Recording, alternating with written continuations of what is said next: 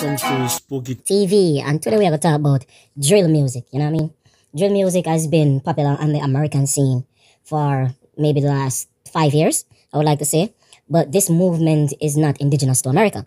This movement started in UK, you know what I mean, with the heavy bass line and the treble up top. However, it really became what is known as drill when it was adopted by Chicago. But the rhythm was different, the instrumentals were different, but they were known to put violent lyrics, you know, disrespecting their peers, their opposition, their ups, so to speak. So this rapper that's on the screen right now is an American rapper from New York. His name is 22 G's. He is the one that made connections with UK producers and started to merge the UK beats with American rap style, thus forming what we now know as the New York drill. You know what I mean? That sound that was later popularized by Pop Smoke. Many persons don't know that 22 G's is actually the OG of that sound that was popularized by Pop Smoke. It's just one of those fortunate things when someone discovers something, but another person is inspired by that person. But because of the marketability of the other individual or some uniqueness, for example, Pop Smoke's voice, he was able to overlap 22 G's and then be the face of the drill movement. However, 22 G's is the first person to bring the UK sound to New York. Just wanted to make that known. On the screen, the rapper that you're seeing right now on your screen is Chip from UK. He's one of the pioneers of the UK grime scene, the UK drill scene, you know? And so I just wanted to give credit to the UK music industry also, you know, when going into this conversation, instead of just making it look like this thing was created in America by American rappers for American rappers. You know what I mean? That's not the case. It was started in UK and also trickled to Chicago, whereas the violence is concerned. Now, the American version of the drill rap basically became viral due to the fact that the American artists, you know, are known to use the music as a avenue to disrespect people who they are in beefs with. And by beef, you know, we mean feuds, you know? So they have gone to lengths of dissing people that are not even alive, you know, persons who are dead. There's actually real bloodshed behind American drill music. And that has made it catapulted to different levels due to the fact of the shock value of hearing people actually disrespecting the dead when, you know, society always paints a picture that the dead should be respected. So the drill movement has spread to areas like New York, you know what I mean? It's in all the boroughs right now. It's in Bronx, you know, it's in Brooklyn, the Brooklyn drill movement, you know, that was spearheaded by Pop Smoke, of course. And in Bronx, it kind of has a different flavor. They mostly use like samples within their drill music. And that is kind of spearheaded by D-Fang and another Bronx rapper called K-Flock, you know? And then again, more bloodshed, more crime and violence. So drill music has the potential to basically America's drill movement can be said to be the baby of England beats merged with Chicago's violent content. So the violent content comes in the form of disrespecting the dead. You know what I mean? Saying stuff like you're smoking a up pack.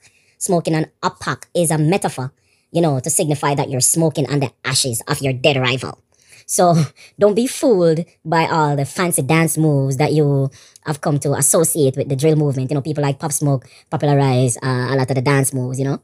But if you should listen to the lyrics, you'll notice that it's very violent content. And anywhere there is drill music, the gangster version of the drill music that is perpetuated in New York and places like Jacksonville, Florida, and Chicago, you will notice that there is always a flare in violence. You know what I mean?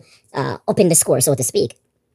And music is sometimes, you know, not very literal. Sometimes it's just bars. But with the drill movement, a lot of persons that are not usually musicians, and of course with the rise of the internet, they have infiltrated the movement.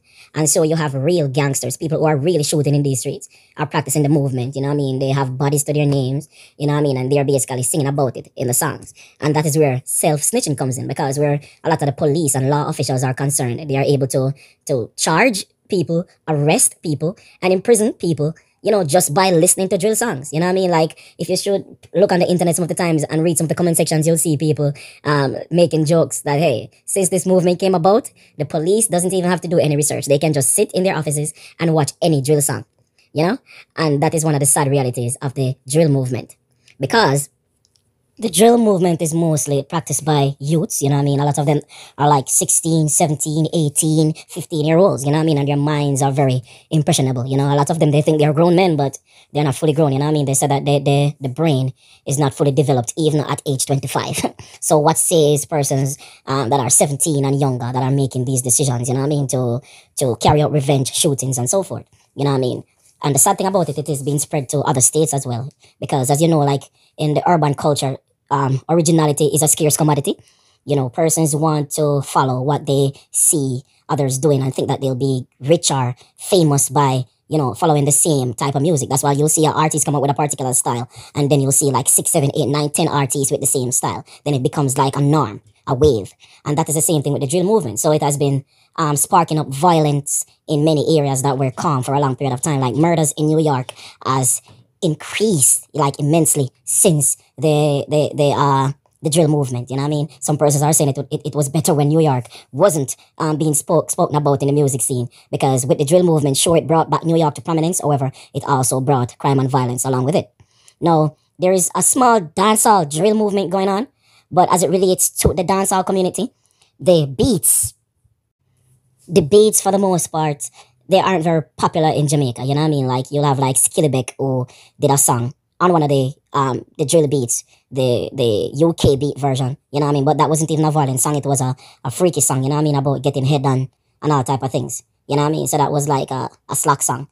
But for the visuals, definitely you can see the visuals that are being perpetuated by the American drill. You can see that in Jamaican music right now, whereas you'll see a lot of guns, you know, a lot of images of gangs, you know, people representing for their gangs, even artists that are not affiliated with gangs are putting the image out, you know what I mean, to sell it, because they feel like that's what the people are gravitating to based on the success of American drill. You know, so you can see that in dancehall where a lot of guns are being shown in videos now, are props, which are made to seem like real guns, so to speak, you know. So the drill movement is definitely creating waves internationally and it's spreading. You know what I mean? But what I would like to see is, I would like to see like less emphasis being placed on violence, because it's definitely a type of music that it gets jamming, you know what I mean? It can definitely sell, as was seen by Pop Smoke, and Pop Smoke definitely found a way to tap into the females as well. He didn't just do gangster drill, you know? He tapped into different audiences, and I think that is why he gained success. So most of these young guys that are doing it, they basically need to be tutored